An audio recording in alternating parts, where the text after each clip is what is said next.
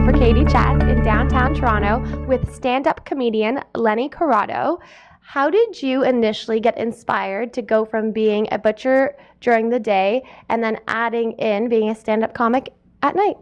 Well, it was not easy, but it just turned out that way. I really love comedy. I've always liked comedy. Years ago when I was 25 or 26, I took Second City workshops. And then I had a family and kids and stopped doing it. And then the next step would be, I guess, stand-up comedy, because you don't have to rely on other people like you do with sketch or work like that. So I tried my hand at stand-up. And things that happened during the day were funny at work. And I figured, you know what, I'll throw it into my stand-up. And some things work. And some don't, but even when they don't, they do in a way, you know what I mean? So at night, I relieve the stress of the day, by doing comedy. And some of my customers know that, and some don't. Some are surprised when they happen to come across me, let's say on a TV show or something, that they see me, and they go, "Aren't you the butcher?" "Yeah, Lenny the Butcher." That's what my Twitter handle is, Lenny the Butcher. So, what are some of the what's the most funny thing that's happened at the butcher shop that has worked its way into your stand-up routine? It's not really one particular thing, but it's always women asking like questions about meat, and then they don't realize what they're asking, like, "How's your sausage?" Or "My friends told me you have really good sausage," or you know what I mean, or "I don't like them too big, the sausages, I want them small," like things, stupid little things like that, right? Say, "How are your breasts?" I go, "Oh, they're okay," like, "How are you?" Like questions that you kind of bite your tongue, but then they laugh. They'll say, "Oh my God, what did I just ask you?" Like, "Do you beat your meat?" That's a really, like, "Do you beat your meat to make it more tender?" I go, "Well, don't do that, because the juices are released a lot earlier than they're supposed to, and you wouldn't want to do that, right?" And so they go, "Oh my God, what are we asking this guy," right? But they're pretty friendly. A lot of them are Italian and Portuguese ethnic, and they don't really get the jokes. So just not getting to the joke is funny, because they'll look at you with this quizzical look, and like the joke is, I understand it, and maybe my people that work with me, but they don't know what's going on. So they're just they're wondering, what's with this guy? Why is he laughing? What is your artistic process like when something funny happens? How do you then go about turning it into a joke? Well, fortunately or unfortunately, I try it out on friends, sort of. Like, let's say at a gathering, I'll mention something that happened that was funny and see if they laugh, because they're a real true audience. They don't know why I'm doing it. If they laugh, maybe I'll jot it down on a little post-it note or something, which my wife hates. I got them all over the place, all over the kitchen, all over my car. My car's a junk, but every little thing has a note that hopefully someday will lead to a bit or something relevant to what I'm talking about, right? Because the best thing is what happens in real life. Because if you have to write something to make it funny, it's very difficult. But if it actually happens, you never forget it. What are some of your favorite venues in the city to perform at?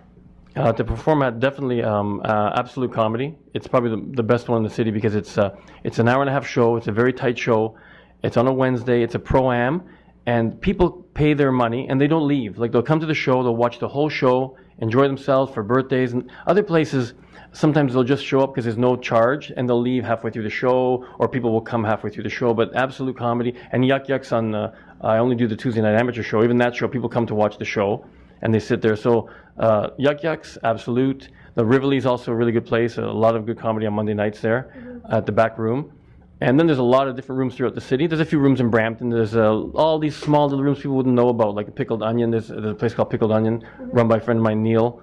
It's a good room. It's just far away, so people don't get to see it, right? And there's other little rooms sprouting up everywhere. Like all of these Fox and Fiddles, they have little comedy rooms at the back of the room, maybe once a month or every week, run by comics who bring their friends in, and they just they just fill up the space on a day when they're not busy.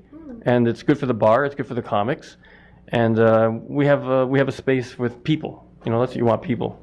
And you said earlier that stand-up releases the stress from being a butcher during the daytime, but does being a butcher release the stress from being a stand-up at night? Well, you saw the movie Rocky, didn't you? The old Rocky? Well, when Rocky was stressed out, he would punch a side of beef, right? We had those hanging in the fridge, so when I get stressed, I can go in there and punch. Nobody knows, right? I go in there. Actually, that's actually beating the meat, actually. But it's in a way to get rid of your frustration. I have knives, so you don't want to relieve your stress during the day because you have knives and they're dangerous. You want to rather relieve at night when you just have a microphone and people maybe throwing things at you. But you don't want to be during the day. It's just work, and it's fun too, because you mix with a lot of different people. It's like improv. You don't know what's going to happen from one day to another at the butcher shop. It's just like working like an improv show, like, because I know I have to go to work from 9 to 6, but I don't know what's going to happen. And what happens in between, sometimes it works out to my benefit because I can write it and use it. And if not, it's just a fun day. What advice would you give to an aspiring comic? I would just do it do whatever you want to do. Like, don't feel like you have to do a room or you have to do 5 nights a week or 2 shows a night to try and get on stage. Do what you feel is comfortable and what will give you, like a lot of people do a lot of rooms to like 2 or 3 people. Now, to me, and personally, I don't think that advances your comedy career because you're just in front of 2 or 3 people that maybe aren't even listening, right? Try and do more quality rooms and you know what? When you do comedy, it takes probably a half an hour to get there. You're only on for like 5 minutes and then you leave. So you spend a whole evening. And when I leave, sometimes I say, geez, I did all this for 5 minutes? Why? And then I do it again. Like, I don't know. It's something that it's in you. You just want to make people laugh, you know. Hopefully what you have to say will bring some laughter to their day, you know. Where's the best place to follow you and your stand-up and also to find your butcher shop online? Well, my to watch on Twitter, I'm Lenny the Butcher. That's easy, right? And on Facebook, I'm just Leny Corrado.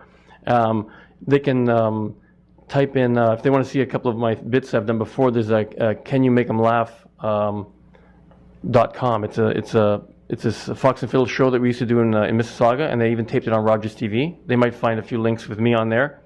And my butcher shop is in transition now because as of October of last year, I closed the butcher shop I had. That was a family-run business. I've had it for the past 14 years. It was a Western Road in Langstaff.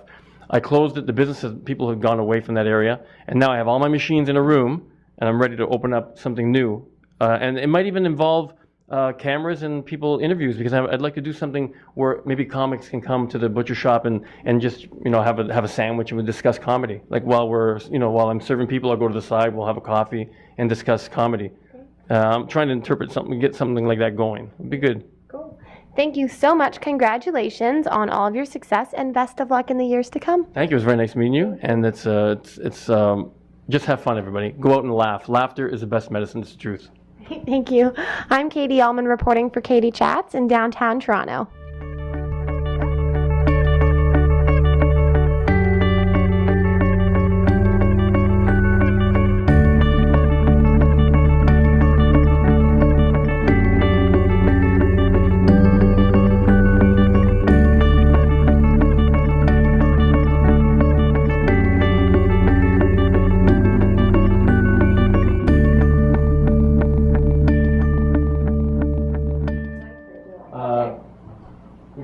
So we grab your hand and we just cut a little piece off like this, and then we put that for sale, you know, and maybe I think you maybe £2.99 a pound.